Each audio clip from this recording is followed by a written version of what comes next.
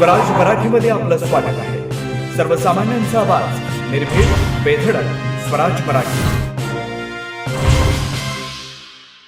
पाहूया स्वराज्य Marathi top 10 headlines.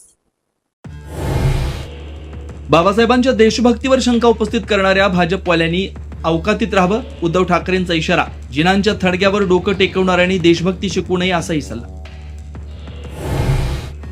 मनसे नेते प्रकाश महाजनांची पक्षाला सोडचिठ्ठी, नारायण राणेंना दिलेलं आव्हान.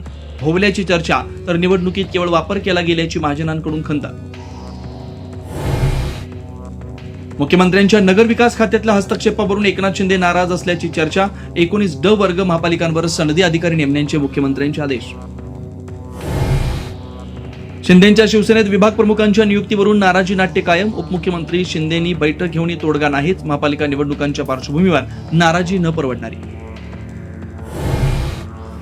SC-BC आरक्षणावरची पुढची सुनावणी 4 ऑक्टोबरला. मराठा समाज मागास असल्याचं राज्य सरकारला हायकोर्टामध्ये सिद्ध करावं लागणार.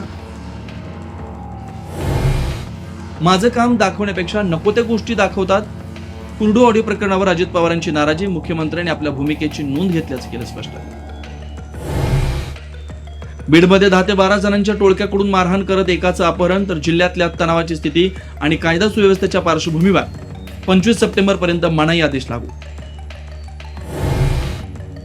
मुंबईतल्या घाटकोपरच्या LBS मार्गावर भरधाव कारच्या धडकेत 3 गंभीर जखमी. कारमधील तरुण आणि 2 तरुणी नशेत असल्याची माहिती. अपघातानंतर चालक रिक्षा पकडून पसार. हिंसाचाराच्या 2.5 वर्षानंतर पंतप्रधान मोदी मणिपूरमध्ये पीडित लोकांची घेतली भेट. अनेक गटांमध्ये सामंजस्य झाल्याची माहिती. मणिपूरमधल्या शांतता चर्चेसाठी सरकारचं निरंतर प्रयत्न अशी ग्वाही. काँग्रेसच्या मतचोरीच्या आरोपांवर नक्षलींचाही सुरात सूर. सेंट्रल कमिटीच्या पत्रकातनं मोदी शहांवर आरोप. मतचोरी विरोधात जन आंदोलन उभारण्याची गरज असल्याची नमूद. आता इथेच वेळ झाली थांबण्याची. भेटू पुढील अपडेट सोबत. चॅनलला लाईक करा, शेअर करा आणि सबस्क्राईब करा.